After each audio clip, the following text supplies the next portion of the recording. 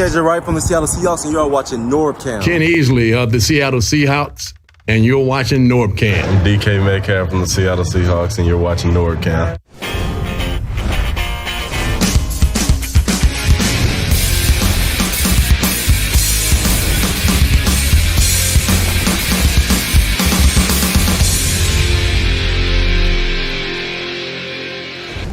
What's up, everybody? This is NORBFAM back at you with another Hawks Real Talk episode. Yes, jumping in and breaking down the Seahawks 2024 draft picks with some of the greatest experts on the planet who don't get paid to do what they do, but they know as much as some of the guys and then some of the ones who do get paid.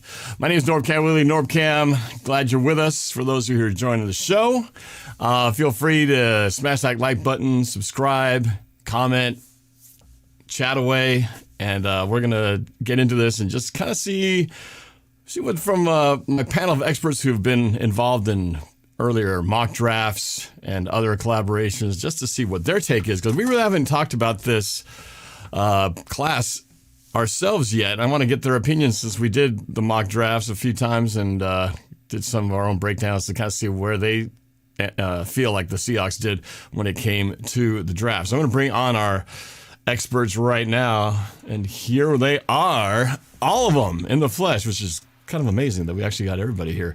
Let's go clockwise, starting to my left, your right, up in the top right corner. We have Sky High Aviation Jose finishing up his last week of school over there in is it South Dakota or North Dakota? North Dakota, right? There you go. Yep, that's North Dakota. North Dakota finishing up his pilot training, ready to come home. But how you doing, man? How's everything going in the last week of school there? Everything's going good. You know, just a little stressful as per usual with the finals week and all that. But yeah, doing real good in classes, doing real good flight training right now. So I think the main focus right now is we're gonna look at some film tonight for our draft picks that we had, and look at some stats that we had on them as well. And I think I'm really happy with our draft class that we had, especially the pick of Byron Murphy. Saw my reaction to it if you were watching the stream with Norb and Pat and Cameron. Nick wasn't there, unfortunately, but he's here tonight. That's all that matters. So yeah, we're gonna have a good time tonight. Hopefully it doesn't go too long, and hopefully it doesn't go off the rails. That's pretty much a guarantee that it will go off the rails today. Oh, no. John Alford is one of the few people watching. I don't know what's going on. YouTube not doing me any favors with the single-digit Come on, Norb. viewership. But there are a few extras. I don't know if Facebook or Twitter or something are watching. So we appreciate every single one of you that are watching out there, whether it's 1, 2, 3, or 6. It's all good. Let's go to our other recently finished up his first year in college as well, Cameron Hughes. Cameron, how's it going? How was your finish to the first year of college for you, man? Pretty good. Just finished up my last assignment like a week ago, so fresh out of my first year to college. Ready to talk more football though. Yeah, Tired of school. yeah, and I'm sure everyone's ready for a break here. But yeah, Cameron, we're excited to get your take on this draft class. We're not going to break every single one of them down. We're going to break down the top members of the class, but we'll probably talk a little bit, just at least get your guys' overall take on it before we break them down in detail. And finally, our only non-college student here, but is still going to school right now. We got Mr. Nick LaBow finally joining us. We missed him last time, but Nick, glad to have you back on the show, man. How's everything going for you? It's been going great, and it's so great to be back on the show. I feel like we haven't had the four of us all together since I don't even remember when. But no, I'm super excited to dive in and talk about this first draft in a brand new era of Seahawks football. Yeah, how you been? Lots of new things. Oh, I'm doing good. It's my oldest daughter, Sophie. She's finishing up this week at San Diego State. We're going to go pick her up, actually, then help move her out on Thursday, and then she'll be home to stay for a while. So, yeah, it's going to be a fun week. Start early summer for her, just like our college guys here. We got a couple of, let's see, who is it? Artie Muse says, how about that Byron Murphy? Well, we're going to find out what they think about Byron Murphy. I think it's a great pick, so we'll see in more detail what these guys think about it. Let's see. So before we jump into it, you might have seen my video that I'd shown earlier in the week. I did my own little, as I do every year, a little music video breakdown of the Seahawks Draft Class, and I want to show that to you guys again, just to get a little primer, a little taste, a little appetizer before we dive deep into the deep dish pizza that is these guys' breakdown of the 24 Draft Class. So here we go. This is my music parody of Vanilla Ice's Ice Baby. I call this Nice Baby because that's what I think about how this draft went. Here we go. Check it out.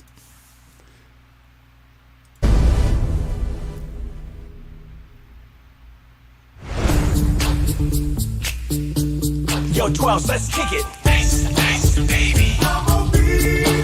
Hawks practice. Nice, baby. Alright, stop.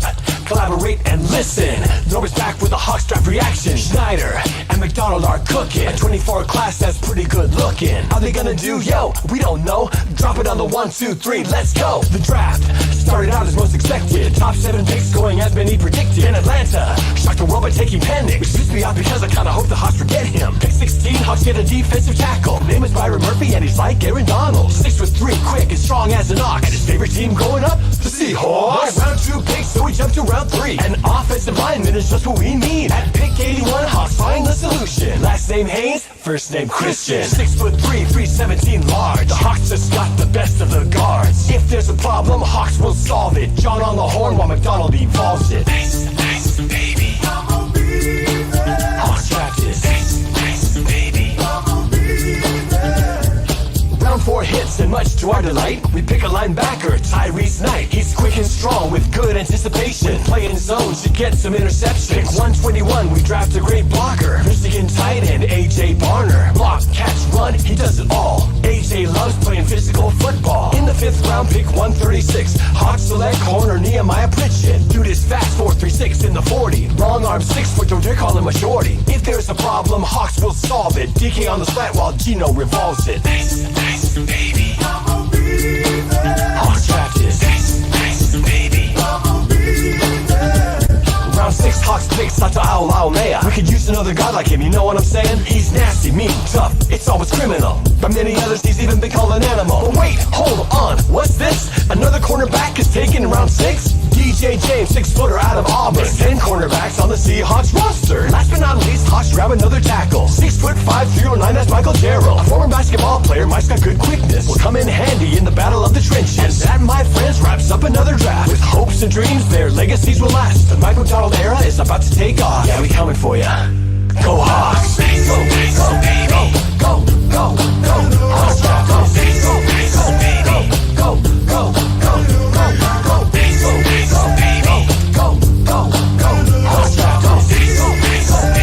Seahawkers, we out of here. Now there we go. Nice, baby. That's what I say about this draft. Let's see what our buddies say about it. Let's go across the horn. I want to save our final overall draft grade for the end. But let's just get kind of an overall just response to the draft. A quick, little 30-second overall opinion of what you thought of the draft as a whole. Sky High, what was your overall take? I thought, overall the draft, if you want me to consider the entire draft as a whole, I thought it was really fun. Obviously, it's fun every year, but this year it was especially shocking to see as many quarterbacks go in the first round. As for the Seahawks, I thought we had a really, really solid draft. I think John and Mike addressed a lot of issues that we had coming into this team, and I think we built a lot of depth in places that we wanted to as well. The goal is for these guys to come in, get their experience in mini camp, rookie camp, and, hopefully, some of these later guys as well can get that roster spot going into training camp and going into the preseason. And, I'm excited to see a lot of these players play, and I'm excited to see where this is going. I think, a lot of people are like, well, let's give it some time to figure it out, right? And, the schedule's going to come out next week, right? And I don't want to jump the gun, but depending on what the schedule says, I think, we could be a lot better than people expected, because this team, I think, has a chance to be better than the team last year, even with a rookie head coach in Mike McDonald. So, overall, I thought it was a really solid draft class. All right, give me two names. Give me your favorite pick of the Seahawks and your least favorite. I think my favorite pick was Byron Murphy. He's from Texas, man. He's from Texas. He's just a dog, man. And I don't want to spoil too much because we have a lot of clips about him tonight. So, he's just a dog. My least favorite pick. I don't like to say this, man. I don't got a least favorite pick. I'll tell you my second favorite pick. It's that last guy. I forget his name. Jarrell, I believe. Michael Jarrell. Yeah, Michael Jarrell. I think that's a D2. I think maybe even D3 football player. He plays. I'm not trying to reveal my location, but he went to school. I think the school was 5 minutes from my house. My doctor's office is right across the street from where they practice every single day. So, wow. He's I think maybe the second ever player to make it to the NFL, let alone be drafted. So it's gonna be really interesting to see what he does. Let alone maybe he makes roster. So yep, exciting. Nice. Quick shout out to Kenny Burns. Was just chatting with him yesterday, and a good longtime fan of the Seahawks. Thanks for watching, man. Let's go to you, Cameron. Give me your overall elevator thoughts on the draft, and then give me your favorite and least favorite pick as well. Overall, it was all right. Like, I like the fact that we drafted two corners. With Artie Burns only on a 1-year deal, he could probably get cut in training camp, and then Trey Brown on the last year of his deal. I'm trying to think who else we have. Michael Jackson 1-year deal, and then depending on where they want to play them, what does that mean for Devin Witherspoon playing either slot or outside? I think they're going to keep him in the slot, but I think that was a big deal, drafting two corners, drafting a guard, two guards, I guess, and then Jarrell's a tackle. Jarrell actually reminds me of George Fant, late round pick that played basketball. That's true. Yeah, I didn't watch George Fant when he was in college, so like I couldn't compare them on the field, but that story sounds familiar, so... Probably my favorite pick,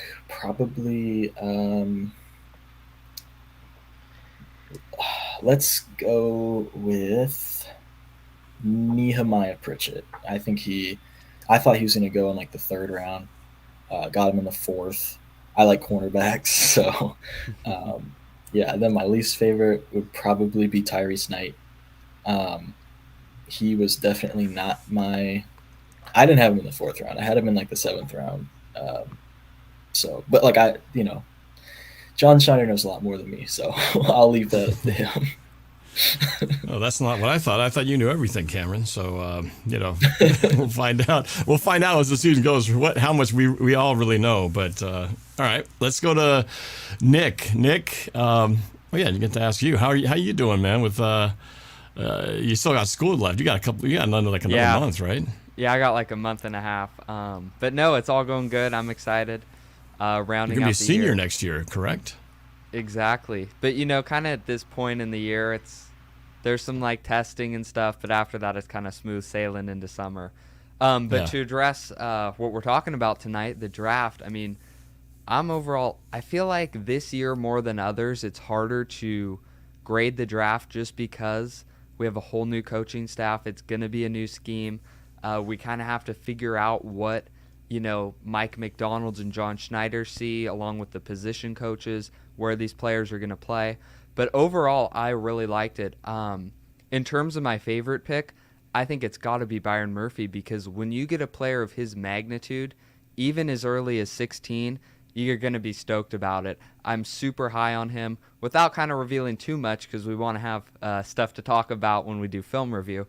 That's my favorite pick. Least favorite, it's hard to say. I would probably go Tyrese Knight. I kind of agree with Cameron. I think he is a linebacker that, kind of had a lower round grade. We kind of reached on him, according to some of the experts. Now, I don't know what John Schneider or other GMs around the league valued him at. There was also other linebackers we had a position of taking that I kind of personally thought were better. But you know what? When I look at him, I see some of the film.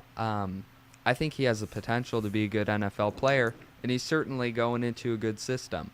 Overall, though, the draft, I thought it was really good.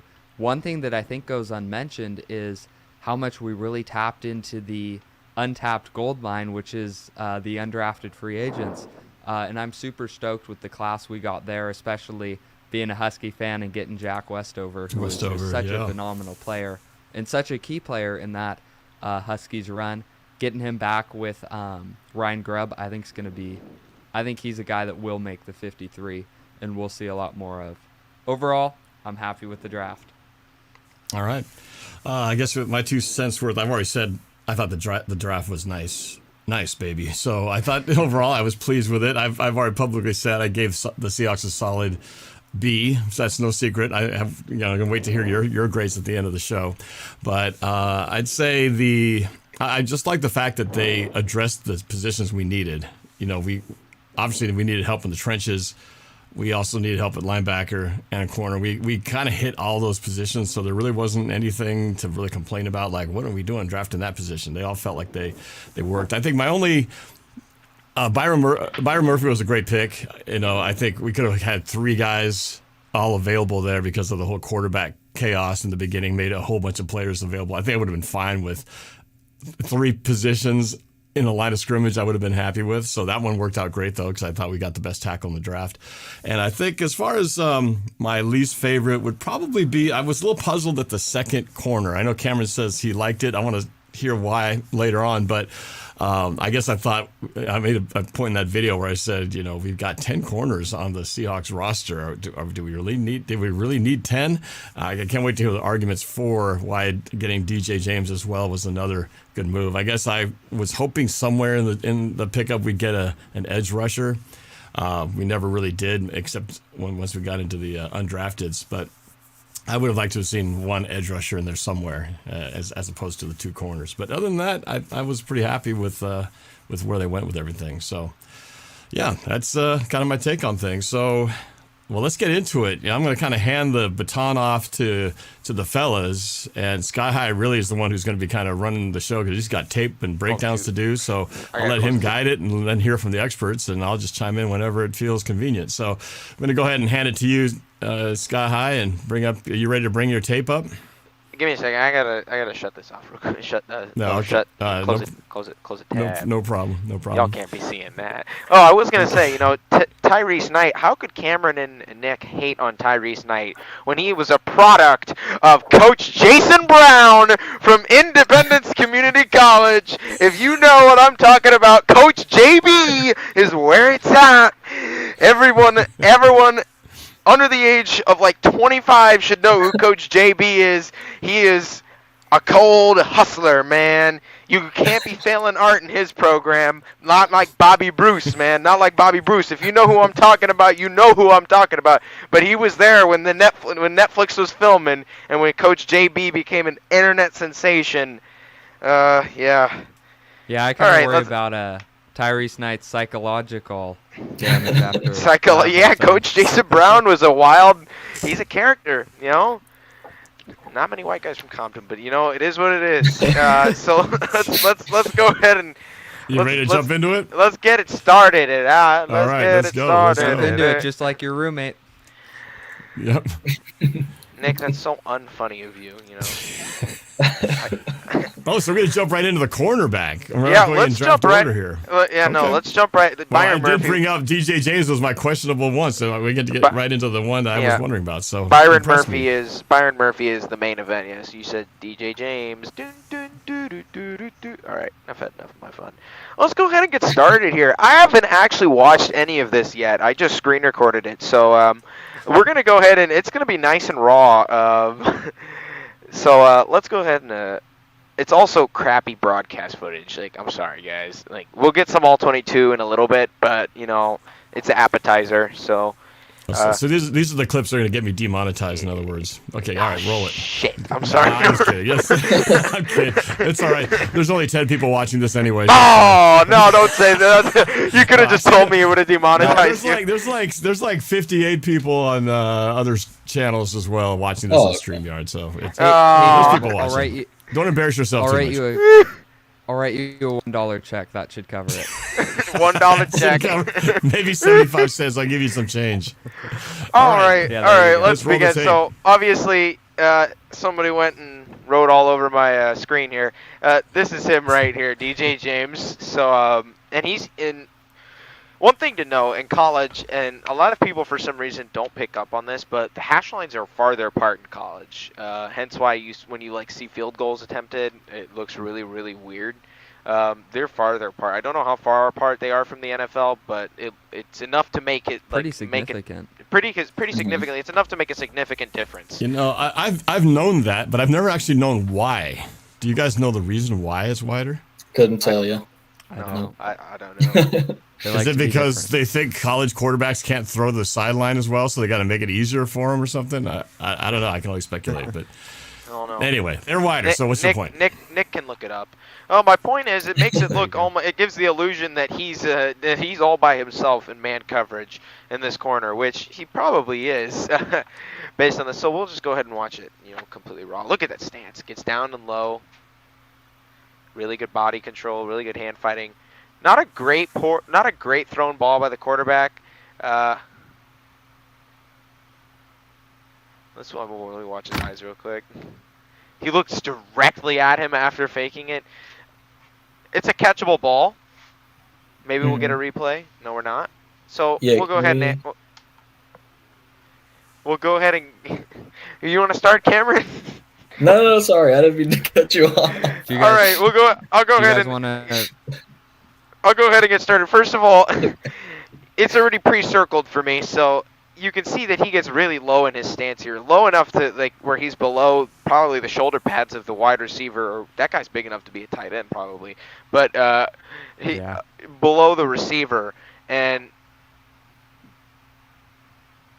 he's sort of in backside help for one-on-one. He's kind of all by himself. The quarterback's got his eyes on him, so the ball's going to him regardless.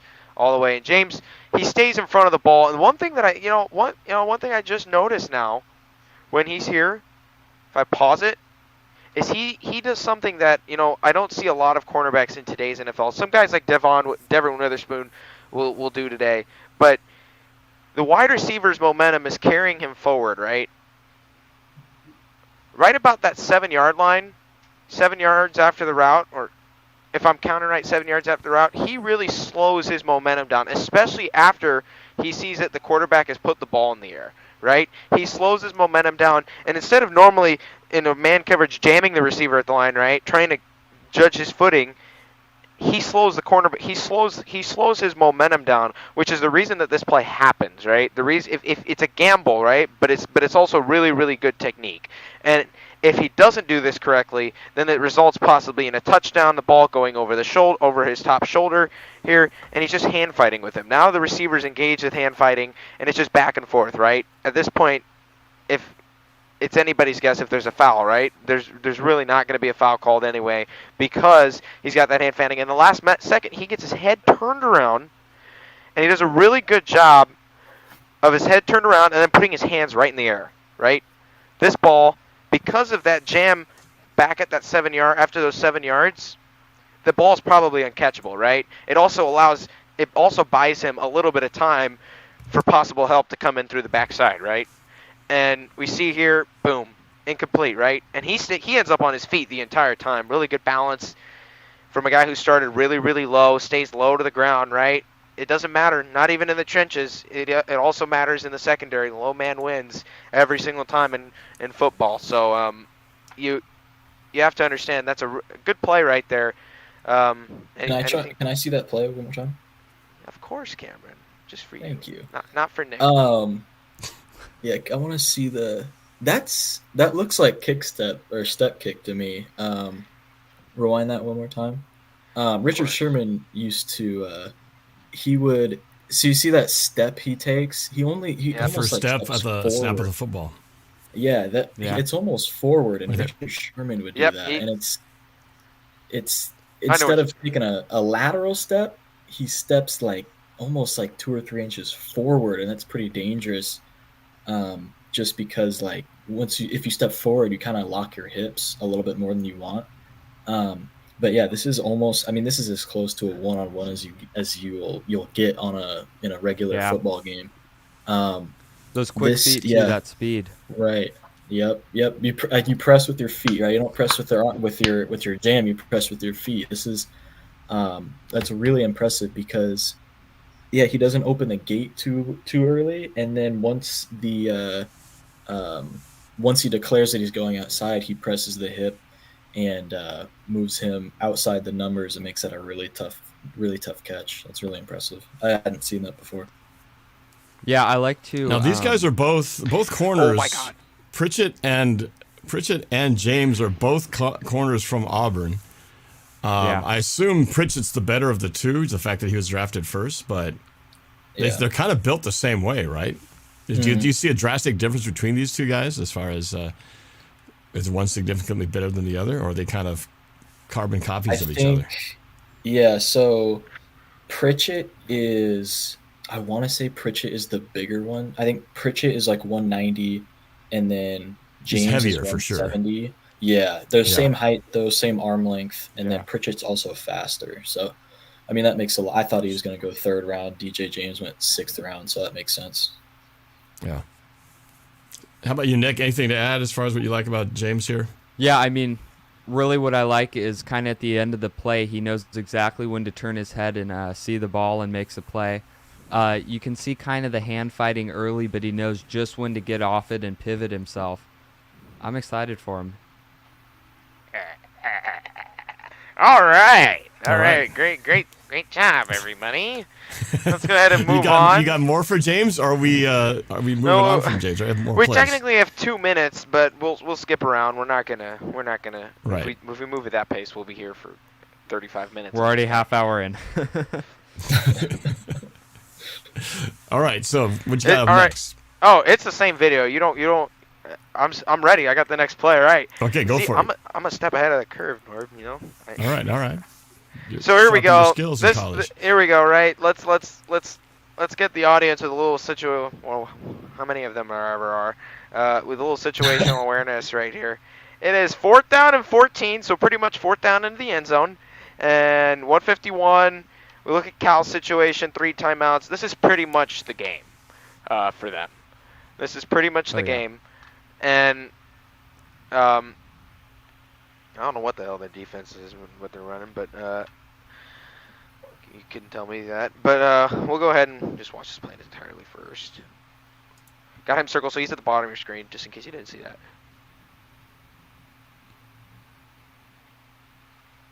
Aw, brah, but that ain't that good of a play. That's about the easiest interception you'll ever get. Quarterback. Okay, well, it's kind of just everybody drop back in coverage. Yeah. Illegal man downfield. I don't even know if that's a rule, but the ref's it's right in front of his eyes, and he doesn't even see it. Whatever.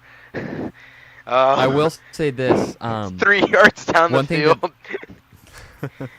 One thing that I was excited about when we drafted him was hearing about kind of the versatility he has, playing pressing and in zone, both man and zone. So that's just something I think to watch out for as we go through these next plays. Yeah, that was kind of a basic play. Smart guy. He took a knee right at the end. A lot of college kids, a lot of younger guys will just try and race it out of the end zone, and they'll pull their hammy or whatever, and pull an Earl Thomas or something. I don't know. Right. I don't know what I'm on. All right, here we go. Next play. They're back at home. Hooray! They're playing a college I've never heard of, but Sam. Yes, Sam. We'll go ahead and he's at the top of your screen again. This time he's in not a main coverage, but he's again low to the ground, really grounding himself, wanting to be that lower guy against his wide receiver. Let's go ahead and watch the play in its entirety. Send that motion out. Shane Wall. Oh, it's a screen! And I think, let's see if the wide receiver even blocks him. No. Nope. What the hell?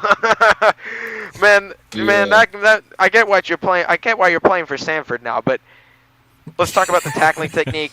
1 second. Let's talk about the tackling technique. He reads it the whole time. I mean, look at this. He's already up on it.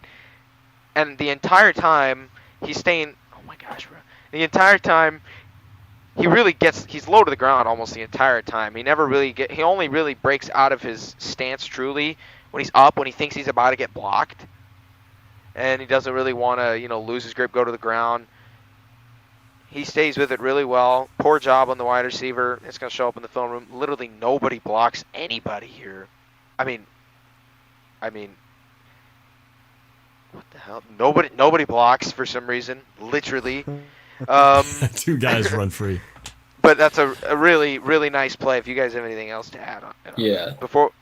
So I think this is quarters disguised as this is cover 2 disguised as quarters. Yes, so it looks like cover 4 right here, but at the last second, I don't know why this receiver just there's no one behind him to block, so why don't you just block the guy in front of you? But the thing that drives me crazy last year about the Seahawks is their inability to tackle and tackling high above the waist. You're not going to tackle anybody who's 30 pounds heavier than you above the waist.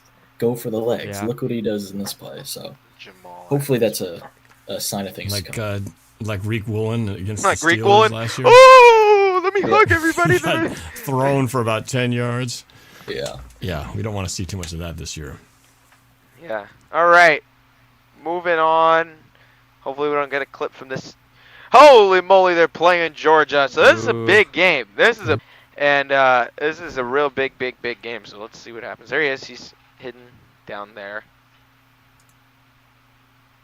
And again, just comes unmarked, and another really good tackle. I mean, I get that he comes unmarked right into the backfield, but at the same time, that's a tough tackle to make. Especially if you got help, especially against athletes from Georgia, right? These are the best players in college football, and that's a tough tackle. He stays low the entire time, trusts his technique. We got another one here. Turns around, really great ball awareness, right? This is a tough play to make. This is a really, really tough play because a lot of cornerbacks, right? We're gonna let me pull it back. Like 2.5. He reads the receiver well. He does. He really does. And instead, a lot of cornerbacks, they may try to turn around, try and twist their hips here to try and get the ball and interception. That may work, right? But you risk falling over, or you risk bailing out, and then the ball actually sailing over you and into the wide receiver's hands, right? Now, this route isn't particularly well run by this receiver, but at the same time, he reads the receiver's eyes and hands, right? The receiver's looking up. The ball is imminent, right? It's going to fall in the area at some point. His hands go up practically at the same time, and at that point, the receiver just becomes your crash pad, right? You lay out, and it doesn't matter what happens at that point anymore. You just want to deflect the ball away, and that's he's got really long arms as well. Good thing he timed that up, because if he goes a little bit early, he probably could get called for pass interference because he didn't have his head turned around. But right, and they come in the blitz. Put his hands at just the right time. Good coaching as well, one thing, I don't know if there's anybody behind him here, but they do come with a blitz, so he keeps his hips square to the inside of the field so he doesn't get beat inside for a touchdown. And in the event that he does get beat outside, the sideline is his friend. So that's also good technique right there. Can I so absolutely, Cameron. When he's right here, so let's say this receiver breaks inside, right? He has to flip his hips 180 degrees. So I would have him just stay square, because if you open the gate like this, you can either you just let that receiver run by you, or if he cuts inside right here, runs a slant, and he has no safety help, so he's got to be aware of that. But to have to flip your hips 180 degrees to defend that, I think that's pretty dangerous. But if he's expecting if he's done his homework and is expecting a slot fade, then this is played really well. But I have no idea what I can't really judge that because I have no idea what he's thinking and what he knows about this play. So He could be peeking in on the quarterback too, and if he sees the quarterback is looking like he's going to throw, I mean, he's definitely at this point he's dropped looking his shoulder to throw outside, Right. unless he pump fakes and throws it inside. Yeah. That might just be a smart read, watching the quarterback's eyes Well, too. yeah, the receiver runs a terrible route. He makes one singular cut. It almost looks like he just kind of loops up there, but nevertheless. A good play, regardless of the circumstances. Oh my gosh! Now we're facing this. Why? Stop appearing. Yeah, isn't this guy the Heisman Trophy winner? In Death Valley, you're down. Oh. You're down big. There he is. Okay, that's just right place it right. That's just right place at right time. We ain't gonna see nothing about that. All right, go ahead and move on. All right, yay! He gets the interception. Yeah. All right, good job. All right, we're here at Vanderbilt. Vandy. Like that one guy, when Vanderbilt beat that one team, they were going to face Alabama. You're gonna know what Vanderbilt ball is. Or I don't know what school, but it was definitely, I think, Vanderbilt. Yeah, 2-7 ball. There you go. This is an actually well-run screen. Everybody's out. The offensive lineman can't even get his block in. And he just comes out of nowhere, right? But the camera's also panned away. And I want to see where he was pre-snap. Do we get to see that? No, he's out back there. He's down bottom of the screen. Playing half or flat. Playing flat. All these linemen come out. Stays low to the ground. Makes another good tackle. I wish he had a different angle. I'm sorry. Shout out to Jade watching in the Discord. What's up, Jade?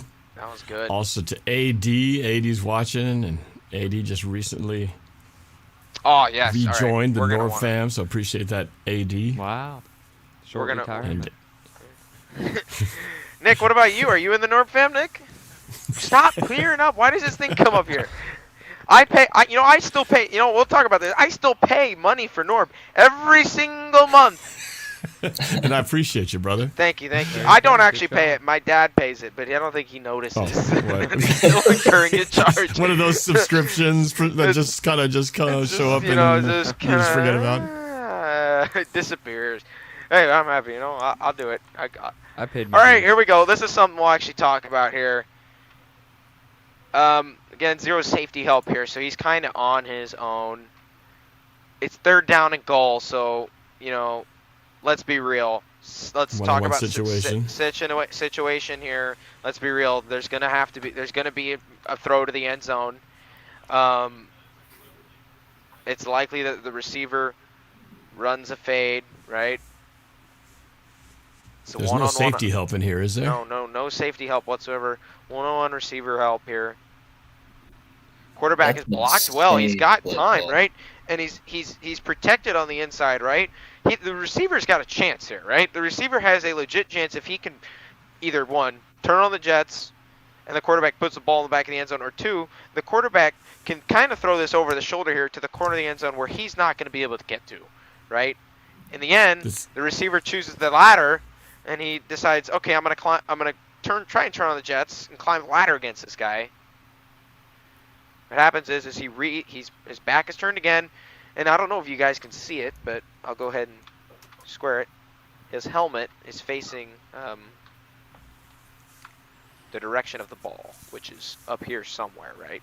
His helmet is he's turned around, he's facing the ball, he sees the ball, he's given himself enough reaction time to make a play on it, and you're not going to jump higher than him. I'm sorry. You're not going to jump higher than DJ James. Goes up, makes a nice play, knocks it right out of bounds. Anything to say on this, guys? Yeah, I'll add 2 things. This isn't really related to James, but this is an insane play call.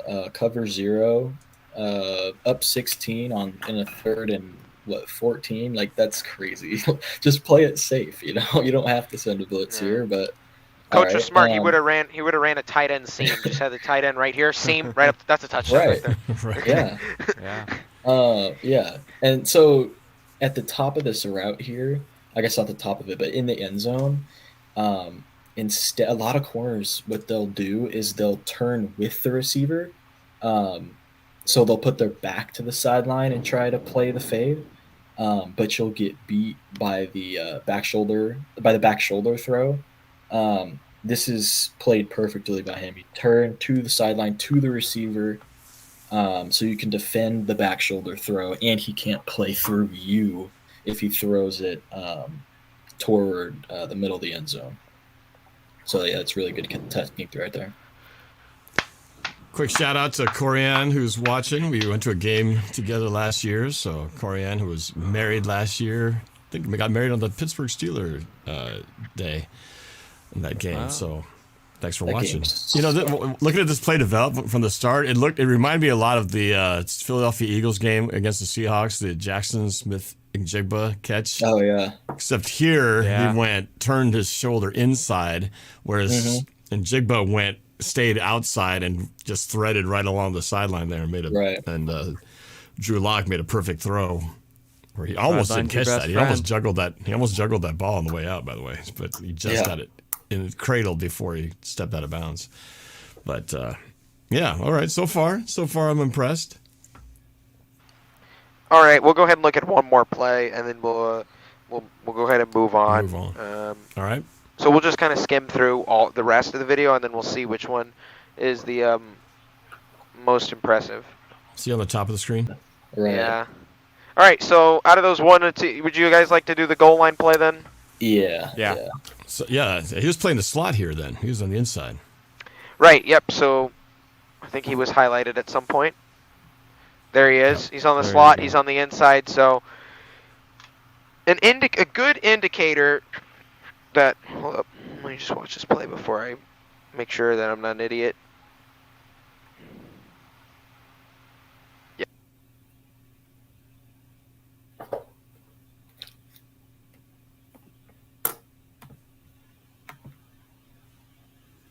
Am I the one who doesn't hear Sky High not talking anymore? I don't either. I thought it was me. No, it's my headset just died. Like I can never. I gotta put new batteries in this. His airline headset just died. We're getting an echo. Hold up. It's gonna be a 2 minute. It's gonna be a 2 second thing. Look. Well, you know, Sky High, since you're gonna be a future pilot. As I listen to that echo, let me just mute him for a second. I hope you don't let your battery and your headset run out in the middle of a flight. Like you're on Delta getting ready for your final approach, and all of a sudden your headset goes out and you can't talk to the tower. I would not be thrilled about that. Right before landing. I don't think Did you hear all that? Weird. Johnny on the spot. You guys got to couple Duracells on standby.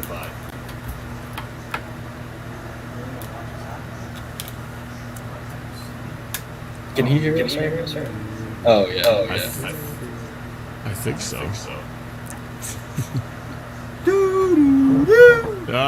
You're still on your speakerphone there.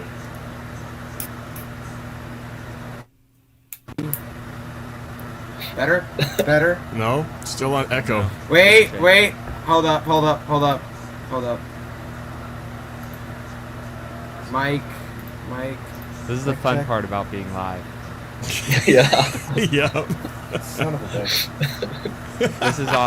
This is authenticity. You don't. When people record, you don't see all this. How can you guys not? Can you guys hear me? On the speaker, but not through your headset. What the? My headset says it's. Hold up. Nothing will top the time when his green screen fell over though. When he was a little bit younger. That was the best. See now. Oh. Well, now he's muted. Well, you got to unmute yourself there, bro.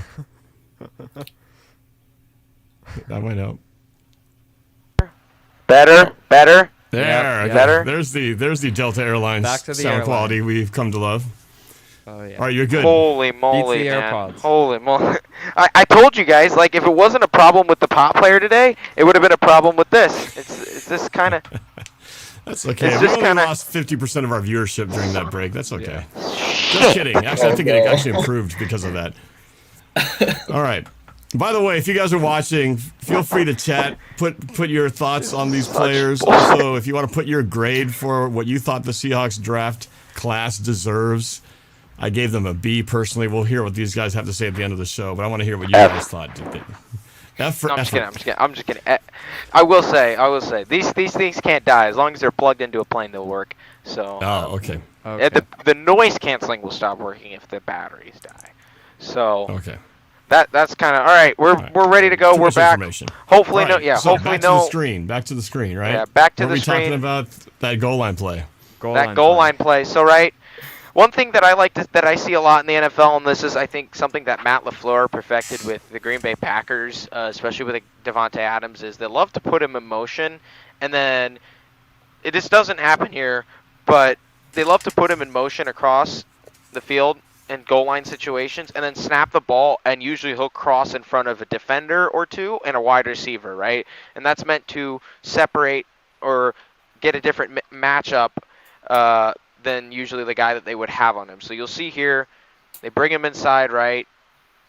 It looks like, because he's set up more outside than this receiver, that he might go to the outside, break to the outside, which in all honesty, he could have, right? He could have broken to the outside and probably scored. But in the end, they switch, right? 1 is expecting 17 to go up here. 4 is expecting 3 to go down here, right? They switch. It's almost a hook. Jalen Milroe puts a decent throw out there, right? He kind of puts it in an area, but the throw, it's just not meant to be. But in the end, it's a really good play, right? He kind of, at the last moment, his hands, right? His judgment skills are really, really, really good, right? Look at that. Right at the last moment, he gets right on top of him, right? Yeah. He's bear hugging him, right? Making sure that ball does not get caught while trying to avoid the flag. And he does a really, really, really nice job.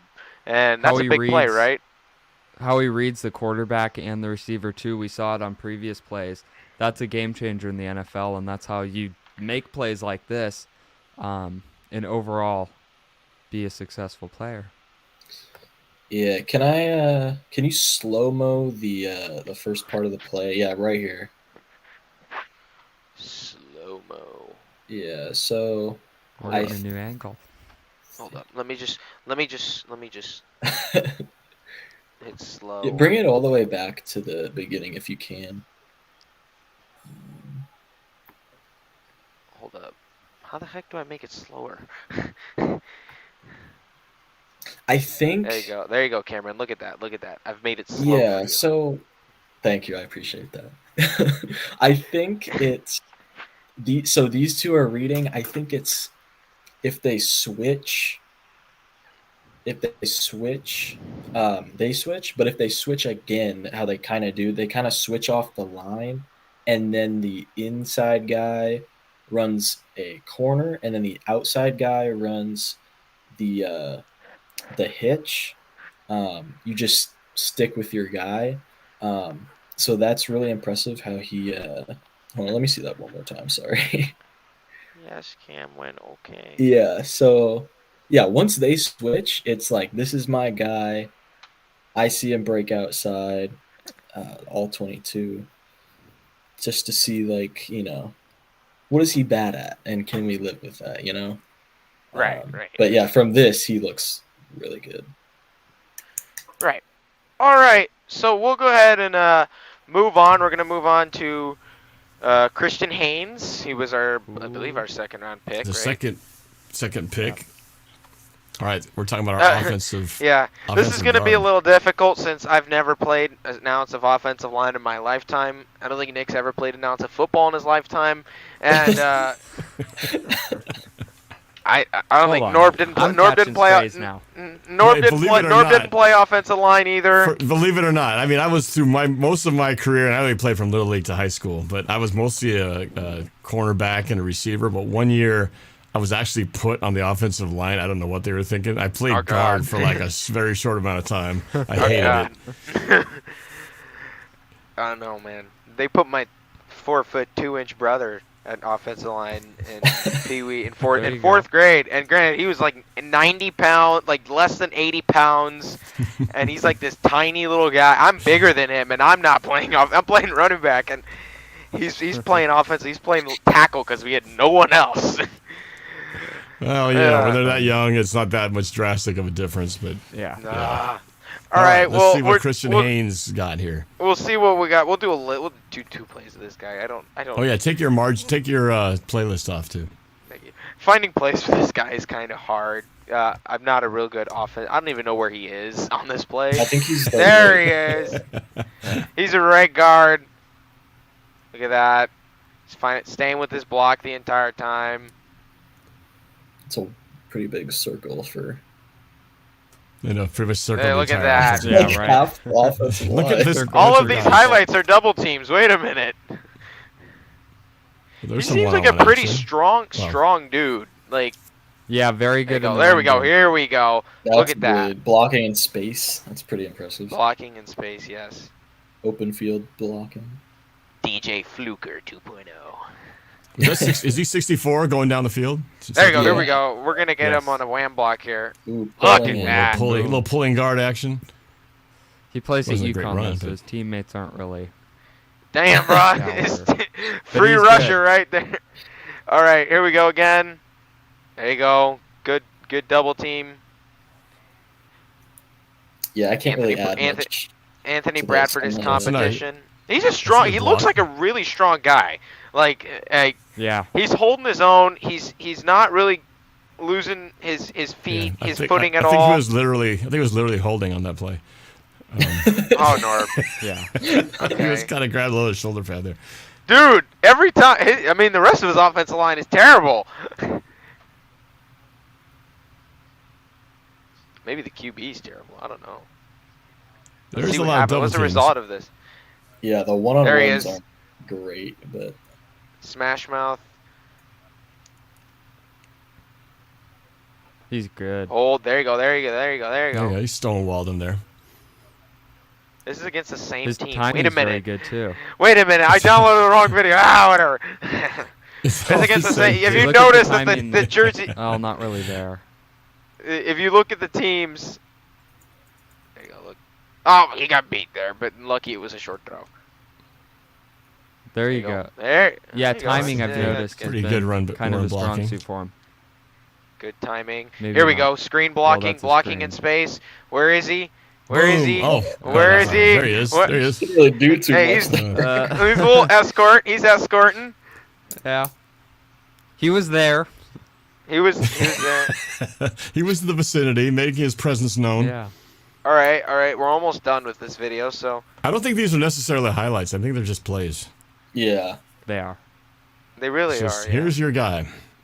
I'm not that. But I guess it's a Good and good bad. taste to look at him, right? He has good reaction time. Seems like a really, really strong dude. He seems like a developmental type guy for me.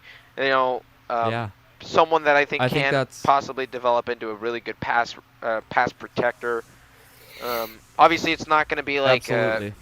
bells and whistles out of the gate, right? He's going to have some struggles. I think he's a guy who needs time. You know, if I had to compare him to someone, possibly Mark Glowinski, a guy who's going to take several years of possible playing time and experience to get where he needs to be. Just what everyone wants to hear. Yeah, exactly. Hoop craze. What's I up? think too that's kind of why they obviously had this guy on their board for a while. I think at least, and I think too that kind of alludes to the Lake and Tomlinson signing, a veteran Right. guy you can kind of platoon with at right guard, and yeah, I've heard a lot. It's kind of like what they did with Oluwatimi at Last center. He should. You know, Oluwatimi should have been starting should for us be- last year. Well, I hope he's starting this year. I He hope only he's played starting one this game, year. I think But he will it's be. kind of the same situation where he just kind of was under development yet last year. Hopefully he's developed into that guy this year. But we do have another center too who might play in his place if he's not the guy. Anthony Bradford. Who do we have at center? Hey, go back to our actually, no, I'll bring So, something when we go to the next Olu and Nick cornerback. Harris. Oh, Yes, We Nick have- Harris is sort of like the veteran, and Olu is the second-year guy. Yeah.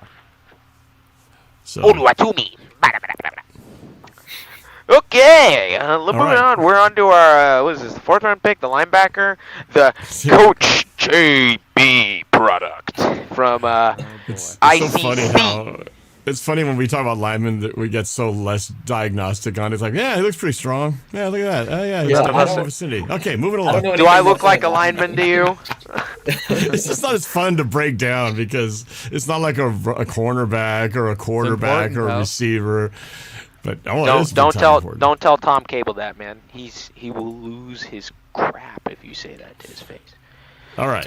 The cable has been cut. Right, if you know, you know. Why does that keep popping up? Yes. If you know, you know. The cable has been cut. No, all right, this is Tyrese Knight. Machine. Oh, this is Tyrese Knight, the linebacker, our third pick in the draft. Yes. So obviously we only have one clip of him, so let's pull up some stats. Oh. You only sent me one clip, Cameron. No, I sent you 6. Hey, you sent me 6. I sent you 2. Hold up, pull it back. I might need to. Hey, there you go. I might need to recon here. All right, while you're doing that, I did want to throw out a question when we were talking about DJ James and the soon to be talked about Nehemiah Pritchett. Let's say if they both somehow get on the field at the same time, we would have two cornerbacks from the same school playing on the field at the same time. Has that ever happened? I can't think it's ever happened on the Seahawks. We had a team where the 2 college players same year drafted play on the same field. I can't believe that's got to be a very common thing. Not that I know of. Yeah, not that I know. I don't know. That would be a pretty rare deal. I wish I had an answer, but my computer's scanning for viruses on this file, Cameron. Okay.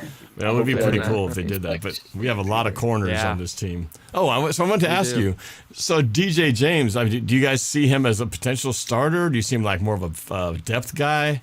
What's your feeling on where he fits in, given the fact that we already have Witherspoon for sure is going to be on the field, Rick Woolen, depending on how he does, but then we've got Pritchett and a host of other guys. Where do you see him fitting in on this? I'd say he's kind of a depth guy, probably some special teams, but yeah, we have such an influx of corners. I think too, this drafting these guys, and even if one of them sits on a practice squad for a year, it allows kind of the Seahawks to, if need be, move off of Michael Jackson, Artie Burns, Trey Brown, who are all on expiring contracts at the end of the year, and have young guys to kind of fill up that depth. So, I mean, it's hard to say what their plan is, but that's got to be what I imagine for carrying, 10 corners? And we have Kobe Bryant too. I mean, Kobe Bryant's kind of a safety corner hybrid, but if you put him in the cornerback room, they have 10 with him at corner. No Michael Jackson slander will be tolerated. Okay. Norb, let's say it together on 3. 1, 2, 3. Even in pits, we were in unison. There you go. Are we ready? All right. Oh, we are ready. We've got 7 clips, including this one. What number is he? Was he in college? Number 10. So he's a middle linebacker. So number 10 for those of you. Tyrese Knight. That's him. Oh boy, let's play the video. All right, so he's gonna be coming off the edge in this video. You narrate this, Cameron. Narrate this. Okay, yeah. Oh, so dip the shoulder. Yeah, I thought this was pretty impressive. There was a lot of I don't know. There's just a whole lot of him not doing a whole lot in the film. I didn't want to just for time's sake. I didn't want to bring on a bunch of clips of him lowlights. But I mean, I thought this was pretty impressive how he's able to dip under this tackle like this for an off-ball linebacker. I didn't see a whole lot of reps of him blitzing. This was the only one. I thought it was pretty good. I thought he did pretty well, so I guess he's an inside linebacker, right? Yeah, inside linebacker. So I guess that's why Mike McDonald was intrigued enough by him to be on board with him going in the 4th round. And we're really, from kind of just, you look at our depth chart, the guys we had last year, some of the guys we signed, some of the guys coming from the draft at all positions on defense, we're really kind of stacking up on players who maybe it's not their strong suit, but they can get in there and make plays when need be through blitzing. And, looking at Mike McDonald with the Ravens last year and kind of their tendencies on defense, it's just an interesting observation and potential thing we're going to see a lot next year. Yeah, and there was a quote, I don't remember when or where it was from, but I remember Mike McDonald saying, if you want to play in our defense, you have to be able to blitz. So, like, when you think of Devin Witherspoon, like, he can blitz. He's a blitzer. Jerome Baker, our new linebacker, he can blitz. Tyrell Dodson is more of a blitzer, not very good in coverage, but very good blitzer. So you can tell Mike McDonald has a type when it comes to linebackers. Mike McBigmacs. Mike McBigmac. McNuggets. Mike McNuggets. All right, well, let's see the next play here. Of course, Norb, at your service. Oh, shoot. Hold up. Let me just... There they are. All right. Hold up. Hold a minute. Where is he, Cameron? So he's on the hash. This is a not so good play. I did not have one. Damn it! Why? Okay. Yeah, he's right behind the tackle. No, he's on the hash. Yeah, so you'll be able to see it. It'll flip over the end zone view. What the frick? Yeah, so he's gonna. I see. Yeah. Oh, that's what I was looking at. He just kind of goes too wide and he swings right on by. Yeah, he bites on the quarterback. That's not his. Go back to the start of the play. He bites on the quarterback. That's not his responsibility. Oh shoot! Oops. 2024 Bobby Wagner. Biting on everything. Yeah, so if I want to try and find who I think the quarterback. I think the defensive end is responsible for the quarterback. You'll see they have two guys for the quarterback. Knight should be in this A gap where the quarterback's standing in between the left guard and center. But yeah, he just leaves. Yeah, see so this defensive end has number 82, and then this safety has the quarterback in this is this the B gap? The B gap? No, the C gap. And then Knight totally just leaves that gap wide open. Yeah. It's just a miscommunication, and at least they weren't like the Seahawks last year and they pointed at each other instead of actually doing anything. Oh my gosh! The confusion. Why did that happen? Let me point at you. You did that. Or the old palms up in the air. Oh, the palms up in the air. What happened? What happened? Wait a second. Let me tell you on the sideline. I'll punch you in the face about it. Those are the kind of guys. Bard on YouTube says McDonald will coach him up. Yeah. McNuggets. Yeah, exactly. McNuggets. McNuggets. All right. He ain't gonna look like a McNugget. Everybody in Seattle's vegan and whatnot. They all stay healthy. You guys stay healthy. You guys stay healthy up there. John looks like a McNugget. All right. I don't know if you've seen a lot of people in Seattle. I don't know if healthy is really the word. Kind of. Oh no, maybe I'm just. It's. I haven't been to Seattle in 7 years, so. Changed a lot in 7 years. It's changed a lot. Maybe I'll come visit North. You got to come up for a game this year. Exactly. Yeah, man. I just got to wait for the schedule. Schedule comes out. I don't know. I thought it was going to be Thursday, but maybe got pushed back. I don't know. Thursday is what I thought. Exactly. That means we can react to it next week. Except I'm going to be traveling next week too, so we'll see. Depends on what day it is. You can give me your YouTube password. I'll take good care of it. All right, here we go. UTEP. All right.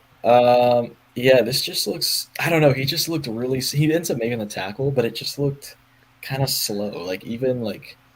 Yeah, I would agree. Like recognizing the play and then going to make the tackle, like it just looks. He's kind of just jogging over there. He didn't even turn his head till the ball was like in the hands of the receiver. Like, you know what I mean? Like. Yeah, the ball's like out of the quarterback's hands, and he's still transitioning to running over there. Like I don't know. I just. Yeah. So what are we thinking, Brock Hoyle? What's his ceiling? What's his Wow, that's a name I'm trying from to the think past. of Kevin Pierre-Louis. Pierre-Louis. That was going to be my second one. Dude, what do you mean? Pierre-Louis was Always DJ like Alexander. a step behind. KPL was. I like KPL, bro. I like Brock Cole. I like KPL. I like Malcolm Smith. Yeah. I like all those backups that we had. You know. Malcolm Smith fell off in 2014. He fell off hard in He was 2014. so good in 2015, 2012, 2013. He was starting caliber, and then he just, I don't know what happened, man. It was bad. And it was Michael Wilhoit. Malcolm Smith was definitely the beneficiary of being in the right place at the right time. Yeah. Oh, yeah. Yeah. Like, you know, the interceptions he got in the NFC Championship in the 49ers to end the game, and then the one he got for the pick six. That's just him, just like, hey, look what I got.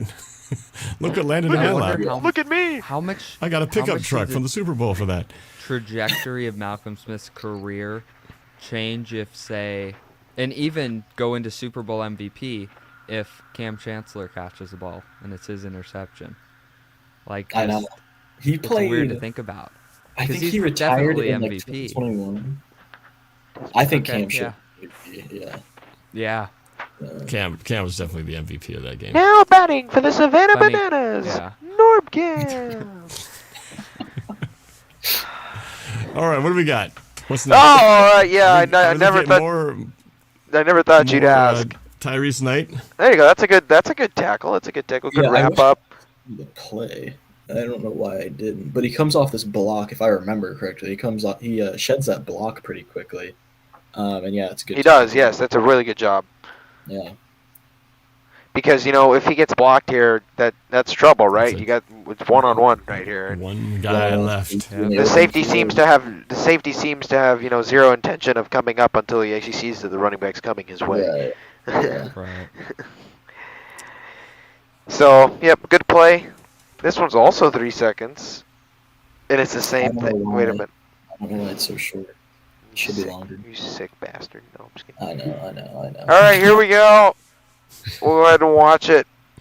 Where in the hell? Where is he? He's the linebacker. He's the. Oh, I see him. There you go. Way to lay the boom. No, I don't think that's him. Wait a minute. What? Where is he? No, he's the weak side linebacker. So he's in the middle of the field right now. Okay, I see him. Yep. Watch him avoid this block. Oh, See that? he got right under him. I know I was very impressed by that. I was not expecting that. He looked Good agility. So what we're getting at here is he's a really good he can be a good agile guy if he wants to, right? Maybe it's an effort thing. Maybe it's a coach thing. That could be. It seems like a coachable effort type deal. You know what I mean? Right. Okay. We'll go ahead and look at this last clip here. It's a longer one. All right, so he's the weak side linebacker. Wait, you gotta circle him up at the start so I can see which one it is. He's the one. He's at the very bottom of the U. Bottom. On the hash. Yeah, this is him right there. I think he kind of gets burned here, doesn't he? He initially the initial effort and speed looks really slow. See, watch. Yep. And then he ends up saving a touchdown. Like look how slow this is right here. Do we know what what his opponent is? Prime Seahawks directive right there. Look at that. And then he just Who are comes they out of playing? nowhere. Wow. Who are they playing? They're playing Nick LaBow University. Oh, I thought those uniforms looked familiar. They're playing who? Liberty. Nick LaBow University. Get your online. Liberty. Limu, emu. Oh, look, they got Raising Cane's signage in the back up there. Yeah. Gotta get some of that. Guy, you could have told me you were bored. If you could have just told. Look, Raising Cane's. All right, guys. Here's the true breakdown. We got the Raising Cane's sign right here. This is a really cool looking LED board. Let the play actually. go a little bit so we can see the full name. Let it play for a couple more seconds. There you go. Look at that. Pause. See, look at So we're gonna look at some of that right on Thursday when we help Sophie move out. We're gonna get some Raising Cane's. Some Raising Cane's really right good, there. Really First good of all, chicken strips. Really That sick sauce. looking LED board. Yeah, the sauce, Raising Cane's. You guys, Can we get a replay on that? A replay on you what? want a replay? The cheerleader getting taken out. The Oh, cheerleader got got taken out. Oh! At the She end. She got watch the clipped end of by the- the knees. Go to the very end of the play. Bam. Bam! Wait, Oh. maybe we'll Yeah, get a kind of good on view. the- kind Maybe of we'll the- get a the- maybe we'll get a good view here. It's pretty good not giving up on the play. Yeah, we will. Oh. Bang. No! Oh, they cut it short. No! They cut it But you could short. see it, like it was right there. I hate to be awareness. like that. I hate to be like that on cheerleaders, but that happened a few times. If people see Hey, it's the your entire boy stu- X. the Haven't entire- seen you in a while. What's going on? The entire student section Go Hawks. laughed. It's bad. Desperate. All right. So is that it for Tyrese Knight? Are we going on to the? That is, and we're big gonna go dog? on to the spicy main event.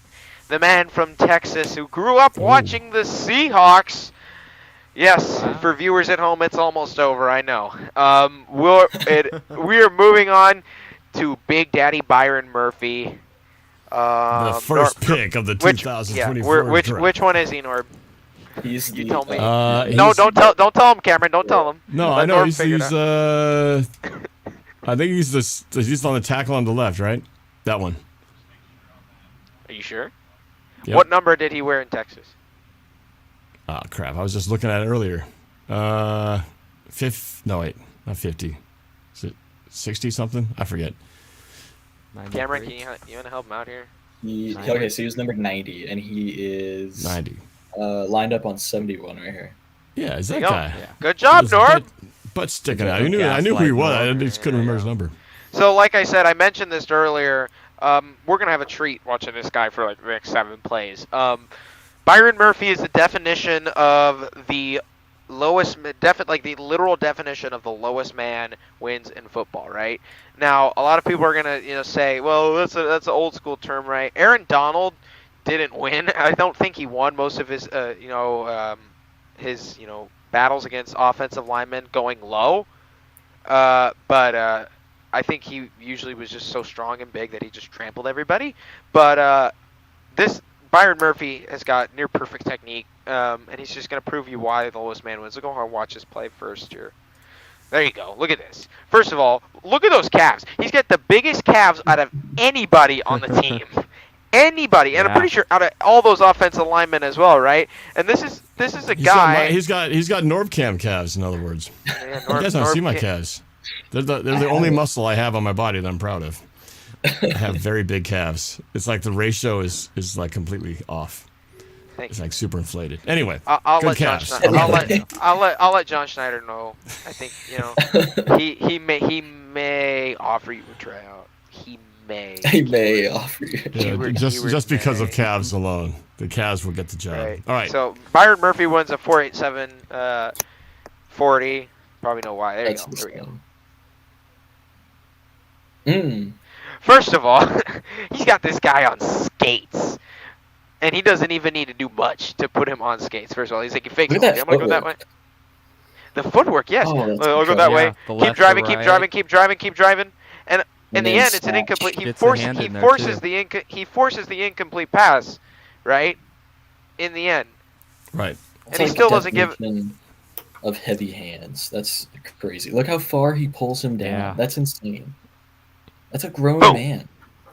He's a grown ass man. That's they're a grown playing Alabama man, right? not to mention. Yes, these are some of the best football players again.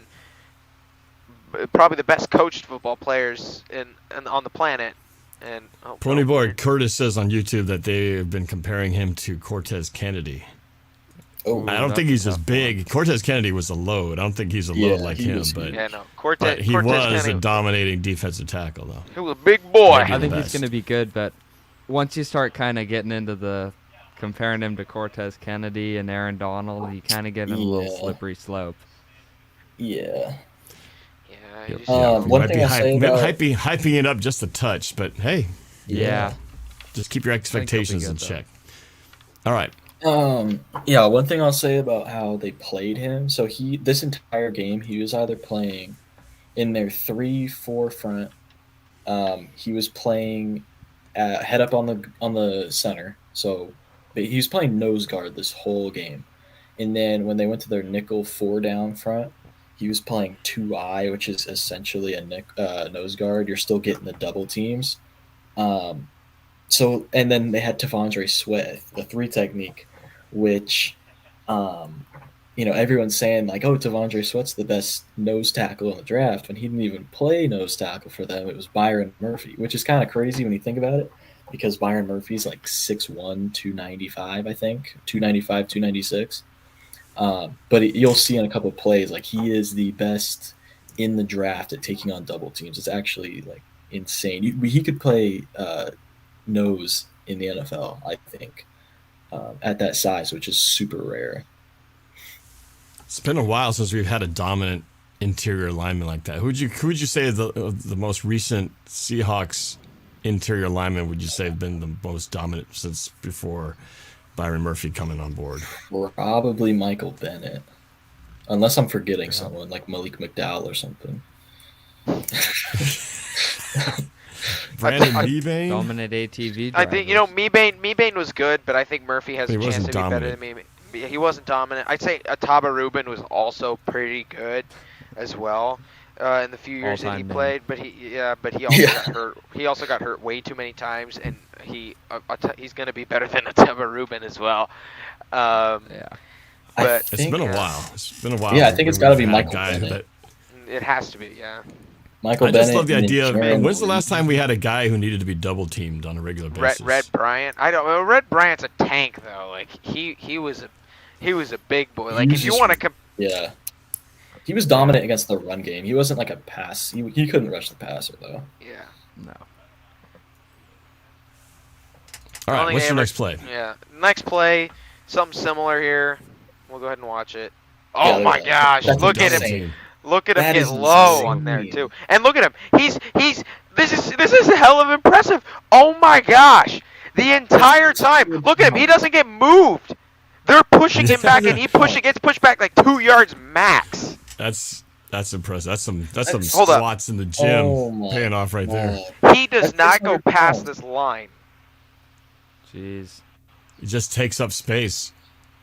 That's crazy. And watch 95 take on the same block. 95's getting, help me, somebody help me. Byron Murphy just gets lower. He knows the double team is coming. And they throw a shoulder into him. Nothing happens, and then they finally release. Oh, my gosh. That's 600 pounds he's going up against. Like, what? What's great about that is that even if he doesn't, let's say it wasn't, a play on the outside, if it was a run, it's like even just him just plugging the holes with 2 guys trying to push him out of the way automatically just eats up that lane. That is pretty sweet. Yeah. I got a little nervous there for a second. Raw. Hey, I knew one of you was gonna think of that. You guys gotta stop with the intrusive thoughts, man. You think I'm an idiot, but I'm that stupid, okay? All right. I'm not gonna try and get Norb. I'm not gonna get Norb banned on YouTube. Okay. That's not my job. Yeah, let's get back. All right. Hey, Rishi is in here. What's up? What's up? Deb Peterson too. How are you, was buddy? late to the party, but they're showing up. Oh, Pointy Boy Curtis says either Bennett or his partner Cliff Averill, as far as dominant interior defensive lineman. Okay. Oh, defensive lineman. Oh, I thought you said interior. Well, I was talking. I know because Averill was more of an outside. Yeah. Lineman. I was when we're talking tackle though, like interior defensive lineman. It's been a while. Antonio Cromartie. What? Sorry, doesn't he got like 10 kids? All right, let's go back. Here he is, number 90 again. Again, in I can't tell if he's in a 3-point stance or not. I think he is. I don't know if that hand's on the ground or not. Yeah, I can't tell. I think. We'll go ahead and. I think it's a 3, but oh my gosh, he's at least like spread out over these. Like he's at like 3 yards from the back leg, his right back leg to his front right arm. That's at least like 3 yards there. He's definitely the lowest man on the totem pole there. Yeah. So we'll go ahead and see what happens here. Double teamed again. It goes. They do absolutely nothing with him. Wow, that's impressive. And he sheds it and makes it. Exactly. Then he sheds it and breaks the tackle. Part of the tackle. Extremely impressive.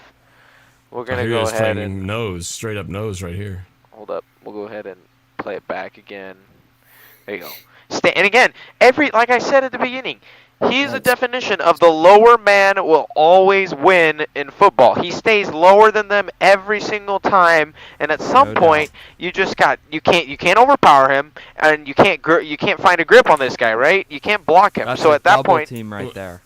Here's the key to that. That's the reason why that running back had to step outside, because I think he wanted to hit the A gap or the B gap there, and instead he had to dance around because those guys, because Murphy was taking up that entire spot there with two guys trying to push him. Right. Love that. Don't try nothing funny, Nick. That's all I'm saying. All right, let's go ahead and move on to play 3. Yes. Here he is. He's playing nose now. And we'll just go ahead and watch this beautiful thing. Crazy, man. I mean, he's not the fastest guy on the field, but he's just a disruptor. He's the prime disruptor on the field for this Texas defense. And you see this. Look, he even gets double team. Not double team. No. Well, he partially gets double team as a guard at the end. At the end, when the guard realizes, oh shit, he's about to get our quarterback. Like, the center cannot do anything, right? The center has actually decent technique in holding him, but he's just getting overpowered. He's not strong enough. Yeah. There's nothing you can do. At that point, Byron Murphy is just going to overpower. There's nothing. Technique cannot save you at that point. He's just stronger. He's bigger. He's going to overpower you. And I get why people say that he's, similar to Aaron Donald, right? Because Aaron Donald exhibited all those types of traits, right? No matter how big, how strong you were, he was just going to overpower you every single time.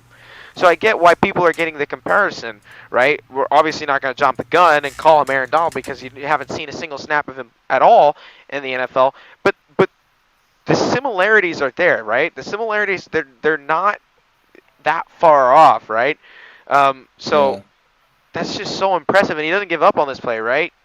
He knows he's got help back there, and in the end, it's an incomplete pass. So that's a really, really good play. Nick? Yeah. Nick? 280. What's Byron Murphy? Let's see. I believe he's 6'1", 290. He's bigger than 6'1", 290. So he's the same height, a little bit heavier. Yeah. I guess that's where the comparisons come from, because they're not super tall dudes, right? Yeah. Is he playing nose again in this play? Yeah. Okay. Straight up, heads up on the center. Straight up nose, right there. That's him. Heads up on the center. Whoa! Oh! Hold up. We're going to have to let this thing play in its entirety. Wait a minute. The juke and he doesn't make the play, but again. That's insane. Prime disruptor. Frick, what the heck? I don't want to see this play. I want to go back one. It jumped ahead to the next one. There we go. You just got to put that on a loop, man. You should put that on a loop, and it'll just keep playing over and over again. You think I'm not that kind of a genius. I don't know how to do that. That'll prevent it from jumping to the next play. But anyway, this is unreal. The double juke, punch to the back of the head. He's like, see ya. Center tries to tackle him. Left guard tries to do something. Takes him down. But at that point, Jalen Milroe is all the way in the back of the pocket. So he's forced to scramble because he's in trouble. Tired Texas defense swarms. Another just prime disruptor. That's insane. That's a nasty move. That is footwork and yes, exactly. Beyond nasty. That is beyond nasty, beyond impressive. How did this guy not get picked higher? No, I don't care about news. He was the second because Michael Penix Jr. being drafted through the entire space-time continuum off. Poor Michael Penix. He's gonna sit on the bench for 4 years. We're gonna play the long game with this franchise, man. It'll be 30 when he finally gets to start a game. Damn. He'll get that. Aaron. We got a gem, gentlemen. Yeah. Yep, we do.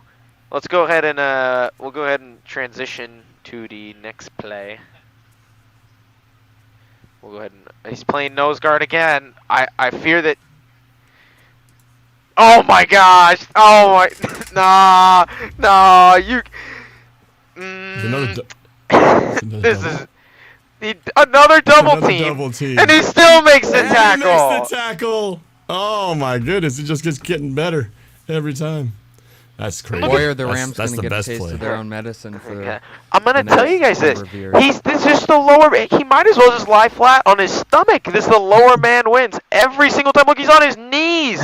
He's on his knees. He's like, get out of my. He almost like, get out of my way. And then he's just like, he's on his knees and he's already, he's already in a normal tackling position, and so it's perfect. Sheds the block.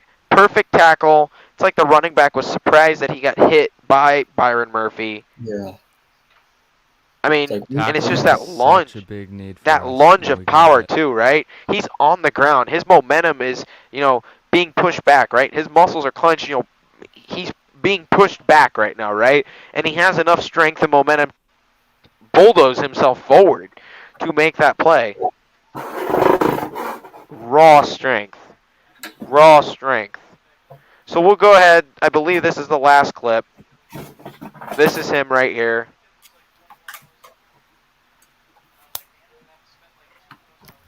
Pull block, swim move, reads it all the way. I mean, he just says, get off me. The center comes up to block. He's like, okay, I can see what's going to happen here. This probably occurs later in the game, right? Well, the center... Yeah. The center probably has been told by the coach at some point, Byron's going to be the lower guy. You have to get low, and you have to hit him in order to stop him. Well, Byron Murphy probably makes the genius discovery that, okay, well, if they'll go low, I can just go high against them. So, pulls on the block. The center expects him to go low. He just says, whoop, nope. Swipes. Swim move. And at that point, he's just straddling. And he's just waiting, right? He's waiting for the running back just to appear in the gap. And at that point, 84 doesn't want a piece of him. He appears in the gap. Boom. Boom. At that point, he just drives him back, too. He's like, dude, I'm not going to tackle you normally. I'm going to make you feel the pain. And, this might just be the most impressive play. Yeah. I think in-game IQ, understanding what he needs to do right, making adjustments in the game, shifting over there, right? People were saying comparing to Brandon Mebane, right? No, Brandon Mebane can't do this in the game. He can't do that in the game. Actually. Probably not. I like the lateral pursuit and being the able lateral to get pursuit. caught I up don't in the even. wash. I don't even think Michael Bennett can make this play in the game. Big That's- guys I mean, look at aren't that shuffle. supposed Look to at move that like that, and he lateral does. quickness. Lateral That's like- quickness, and it's It's like a perfect. linebacker. Boom, boom, Yeah. boom. I mean, he's quicker than 33 right there. I don't know if you noticed that. I did. That is so Big impressive. guys should not be doing that, and he is. No. Get excited. Was that the Okay, last get play you excited. said? That is it, ladies and gentlemen. Get excited. I will stop sharing. Finally. Thank you for clapping, Nick LaBow. Good little boy. You're welcome. Just like we rehearsed pre-show. Well, you saved the just best like for we- last. That's a good We way to did. finish the breakdown. So, well, let's I want to hear your grades overall for what you gave for the Seahawks as a whole. We'll go clockwise around the horn, starting with you, Jose. Nice job, by the way, running the show. Well, I got to give credit to Cameron. He sent me some clips as well. I think like 50% of the clips were his. So, or all the separate clips, like the non-highlights were his clips. So Yeah. he went and pulled that for me. And thank you very much, Cameron. Nice work, you guys. We gotta see draft grade. We'll talk about the draft. I thought it was fun, right? I think we addressed and tackled a lot of our issues that we were facing. We went and stocked up defensively, and we went and just stocked in the trenches where we needed it to. Built a lot of depth. I think we got some future starters out there, and I think it shows a testament of Mike McDaniel's commitment to defense, right? His commitment to building building the team where it's most importantly, right in the trenches, right? We selected 0 skill playmaker, skill players on offense, right? This is going to be the norm for the future. A dominant defensive line with linebackers and secondary guys who connect with each other, who can rotate within each other, and we already have budding stars in the secondary, right? Bolin, let's hope he takes that step. He took 2 steps back this year. Let's hope he takes 4 steps forward this year, right? And gets better. And I think there's a chance that happens, right? Witherspoon, the sky's the limit for this guy. The linebackers, we've got rotational guys, veteran and young, and sneaky good guys that I think that can be really good. And this defensive line, all of a sudden, 2 years ago was the worst, and all of a sudden, it's looking like Leonard Williams and Byron Murphy, and then Boye Mafe and Uchenna Nwosu on the edge might just be unstoppable with the blitz scheme that Mike McNuggets brings. So overall, a draft grade, I'm going to give it an A for this team. I was teetering between a B+ and an A. I think, they went out and they had a plan. They executed it. We didn't draft no damn running backs. I thought we were good on that. DJ Dallas is gone. I'm sorry, but I'm gonna he's catching strays. I'm gonna give this team an A, and I just like, I mentioned it earlier. I like the direction, and I think that this team is heading. People think for some reason Pete disappears, that we just automatically are in a transitional mode. I think this team is better than it was last year. I think this team has an actual coaching staff that is willing and able to adjust, to pay attention to the details of the game, while bringing that same competitiveness, while bringing that same moxie that Seattle's known, that culture that Seattle has. And I think we go out and surprise a lot of people this season. And I think an A is a well-deserved grade on this draft, and it's exciting to see what the schedule's got coming up, with the schedule released next week as well. Yeah. All right. Dev Peterson agrees with you and adds a plus to it. Wow. Dev Peterson says A+. So I want to hear what you guys have to say. I wouldn't go as far to say an A+, but A is good, though. And an A would be a good, yeah. I think. Let us know in the chat what you guys think of. What grade would you give the Seahawks draft for 2024? Let's go to Cameron. What did you think of the Seahawks draft? What would you give from the report card? I really liked the fact that on defense we got depth for all 3 levels of the defense. We got good corner depth, we got a depth at linebacker. We were kind of thin there, and then on the D line we got someone who could come in and make a difference right away. On offense, we got young depth on the offensive line. I feel like we've been missing that for a really long time. The 2 tackles that we brought in, they started right away, so they weren't, we've got good depth on the offensive line. And then, the tight end, I don't really know that much about him, to be honest. But yeah, I would probably give it just a solid B. Okay, I think you and I are in agreement there. Let's go to Nick. So we got an A from Sky High. We've got a B from Cameron, a B from me. So Nick, where will you put taking this the middle. final I'm going B+. I really like the first 2 picks, and I mean Byron Murphy. We just watched the film. He's a total stud. Super excited for him. I like Christian Hayes too. I think he's going to be a good guy to have another anchor on the offensive line, and kind of build up our super young offensive line. As for some of the other guys, really what I look at is I see good prospects, so it's all going to come down to development, how they transition to the league. There's a big question mark, I think, once you pass round 2 in terms of our draft pick, that kind of makes me a little reluctant on lifting it up into the A category. But overall, I'm happy with it. I think, there's a reason that Mike McDonald's a head football coach and John Snyder's the president over at the Seahawks. They know a lot of stuff. I trust them, and I think at the end of the day, it's going to be a successful draft for us. But for now, I'll say a B+. All right, so we got an A, 2 Bs, and a B+. That's a pretty decent grade. We've got Ponyboy Curtis gives them an A. Okay. Rishi gives them a B to a B plus. So I think that lands us probably solidly in a B plus A minus kind of category, which is pretty good. Which is pretty good.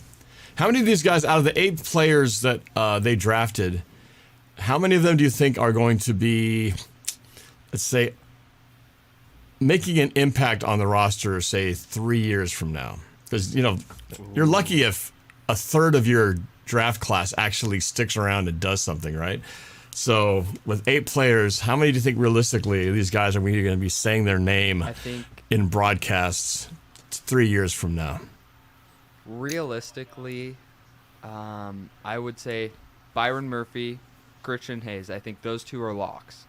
To where we're going to be saying their names. They're going to be on the team, probably starting, impact players. I think beyond that, I think it's a toss-up, really. I think one of the corners is definitely going to pan out. At least I hope so. I think A.J. Barner, the tight end we got, looking kind of at our tight end makeup, I think he has a real opportunity to be a guy who plays his entire rookie contract out here and is pretty solid, even if it's just kind of a Will Dissly tight end 2 role. So that puts me, at 3, 4? I think that's the number I'd go with. Hopefully the linebacker works out. But there's going to be guys that, even after this training camp aren't going to be on the roster. Yeah. How about you, Jose? Let's go Cam. Okay. Who do you think is going to be around for the longer, or at least the intermediate range? I think I'm going to go with 4. I think the tight end for sure, because Noah Fant, I think he's gone. Is he on a 1 or 2 year contract? I think it's a 1 year contract. I think he's on a contract. I think it's a 1 year. Yeah, so I think he'll be gone unless he. Or no, he is a 2. Oh, 2. Rishi says he's a free agent in 2 years. Bro's got the Fail Mary in the background. Just I'm watching that right now. Watching old early 2010s highlights of the Seahawks just to get inspired. But still, you need 3 tight ends. Yeah, true. Yeah, so I would go with probably Barner for sure in 2026, and then probably Murphy for sure, and then one of the 3 offensive linemen and one of the corners. Yeah. One of the corners, as in one of the 2 Auburn corners? Yeah. This could age really badly. Yeah. Whole video. It'd be fun to look back at this and see how accurate. I mean, we were all talking high on guys like Steven Sullivan and L.J. Collier when they got drafted. It's just funny how that works as a fan. Sky High is like making sound effects over there. Sky High, what's your take? Who's going to be around to be an impact players from this draft class? You know what that sound is? The winds of time. The winds of time.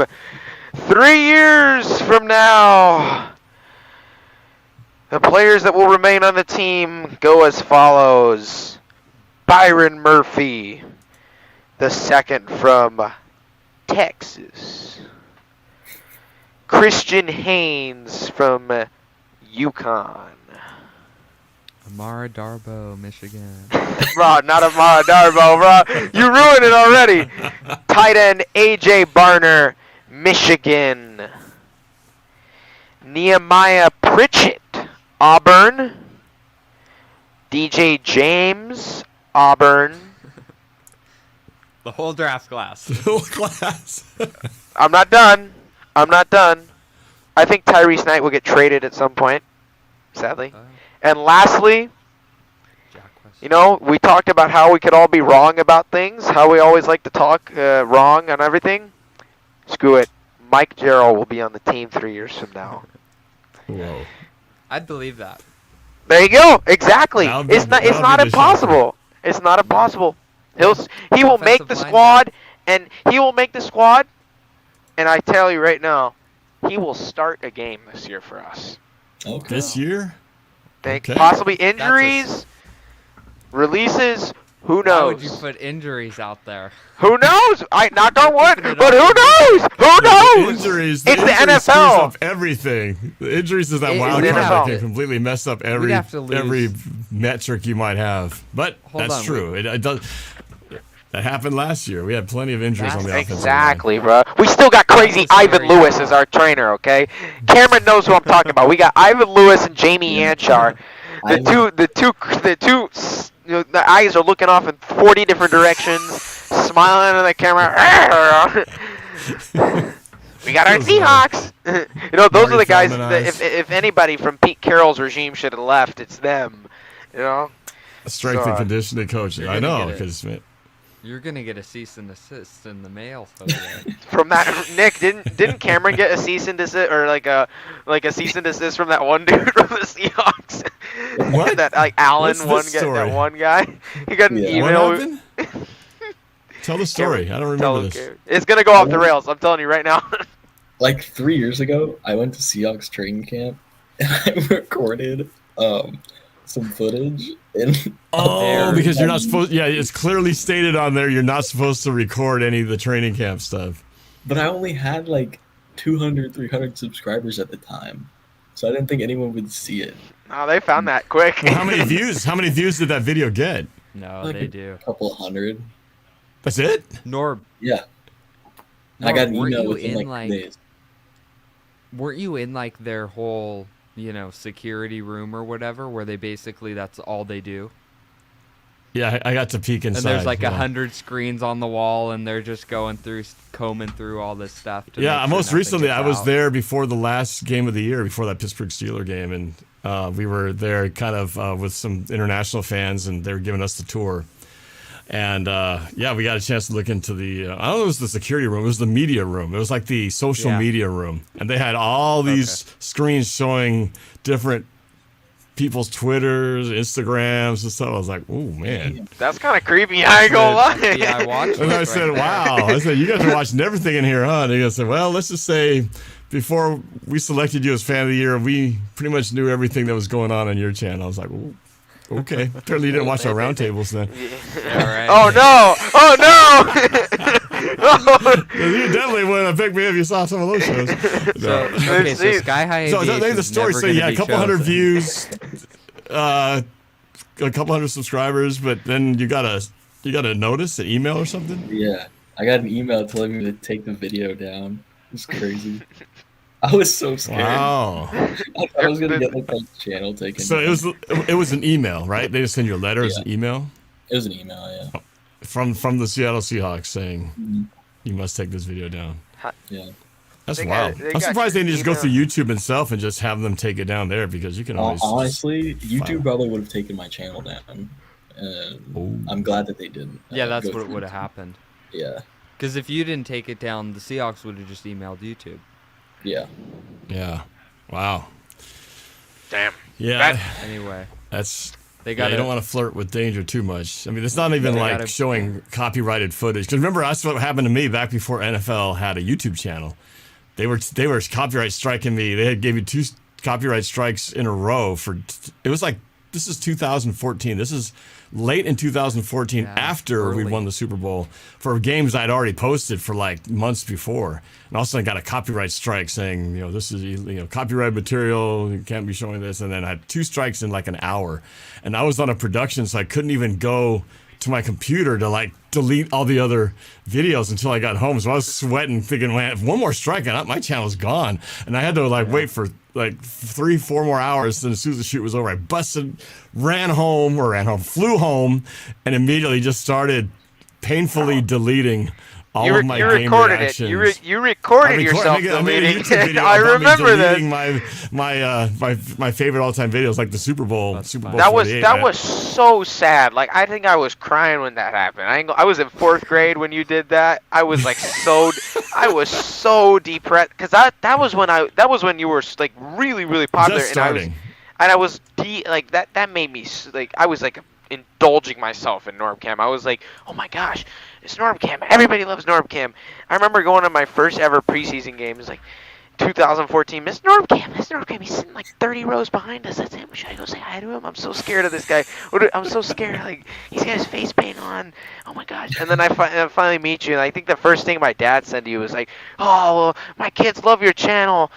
They both cried when you had to take the videos down, the Super Bowl videos, and then you posted them on Vimeo, and like once every year I'll go back and watch those videos and whatnot, and see all the beautiful the memories. That was my life. NORBFAM was my life 10 years ago. Like, I'm not joking. That's crazy. That's crazy. Now here you are in college about to become a pilot. Exactly. Like, You're just a wee little lad back then. Like 4 years ago, I was like, oh my gosh, I get this opportunity to go meet, like, talk to, like, I've met NORBFAM, but I finally get to, like, know this guy. Like, I get to meet this guy. Now I'm, like, making videos with him. This is insane. It's come full circle. It's not, now you realize it's not that special. It's just like, oh. It's not. It's just another Tuesday. The facade has completely fallen down, and it's like, oh, I don't know what I was so excited about. No, I think what's different now is like there's so many people doing channels and podcasts for the Seahawks. I can't even keep track of them now. Because 10 years ago, one thing I had going for me is that I was just one of the first ones. There weren't a lot of people doing it. Now it's like, I swear I find a new person who's now a new Seahawk expert or whatever, and the content isn't necessarily bad. It's like, wow, they're good. These guys just all now have platforms now, so it's just saturated because everybody can do a like this. It's so media. I was ahead of the game back then.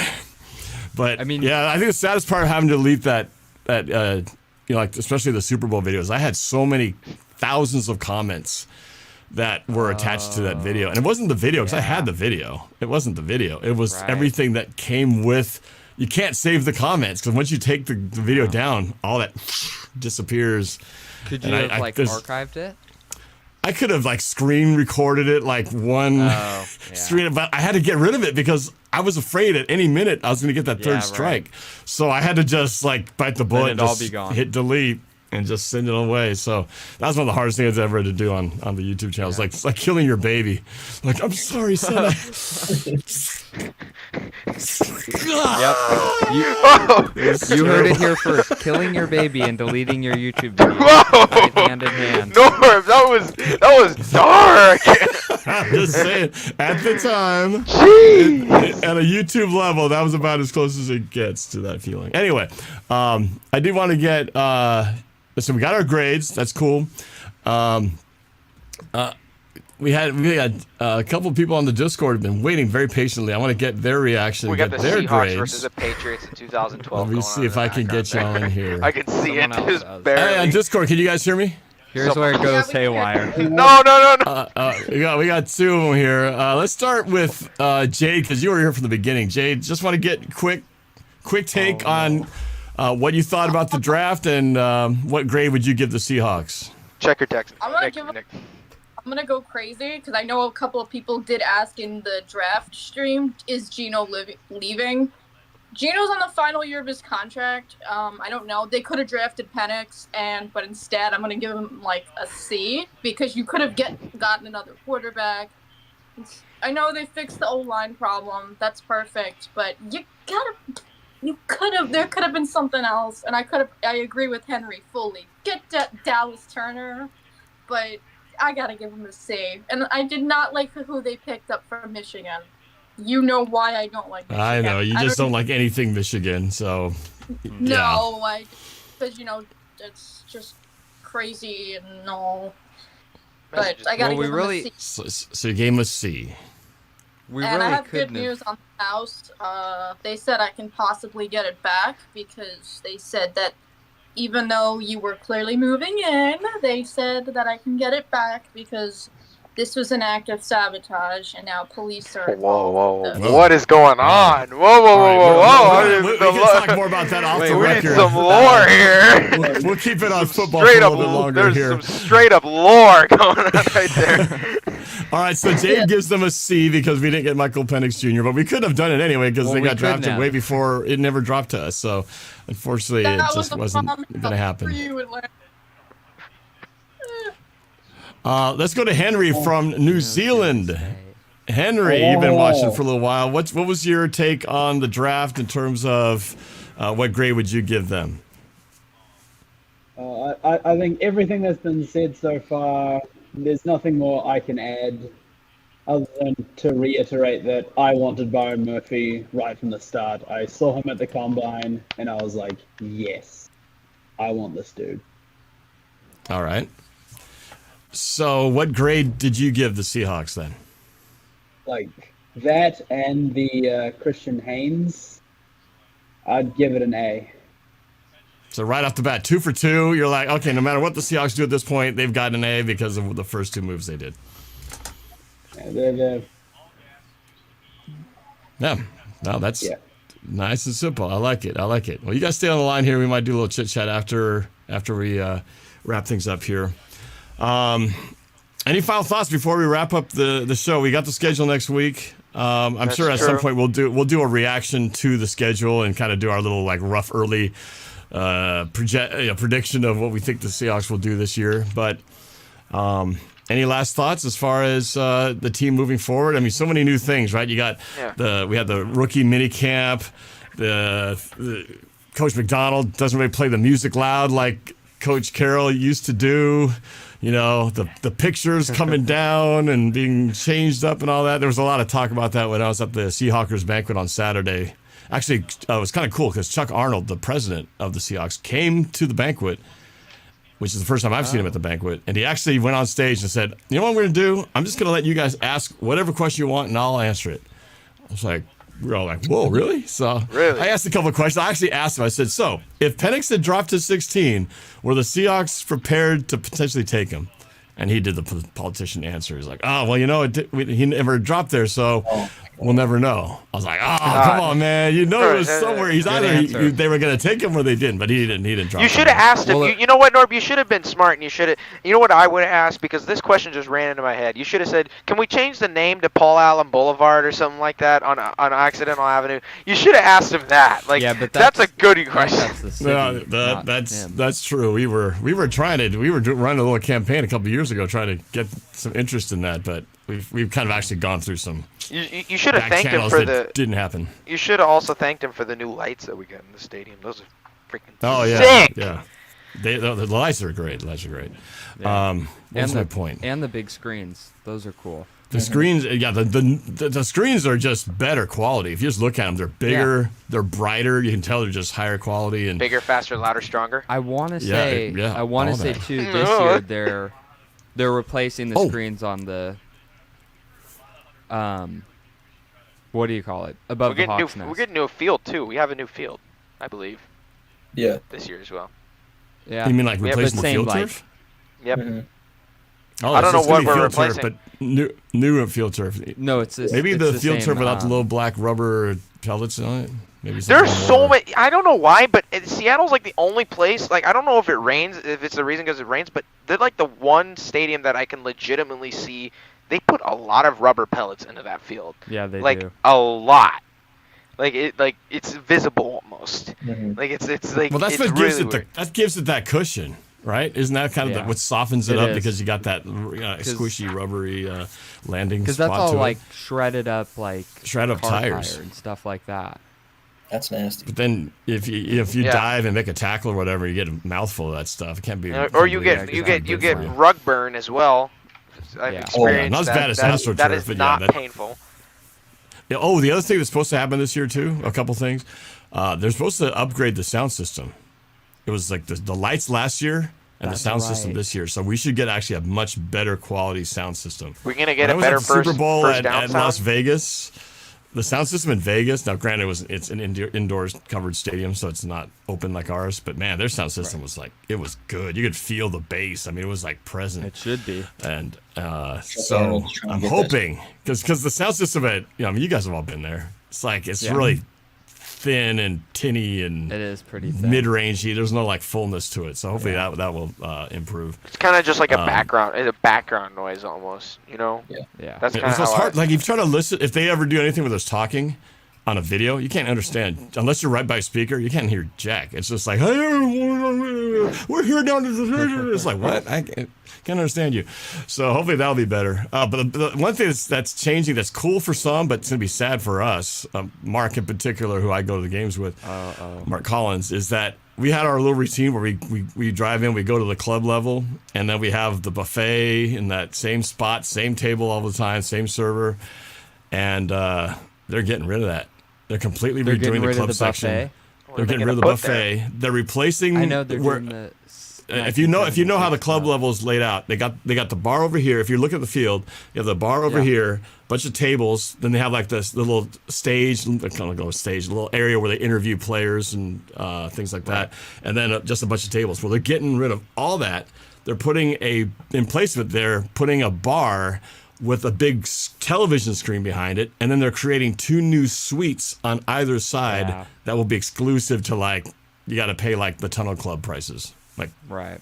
So there's the Delta 360 Sky Club does not exist anymore. Then. Well, the club the level will still be there, but the buffet and the table layout as it is now is going to be completely changed.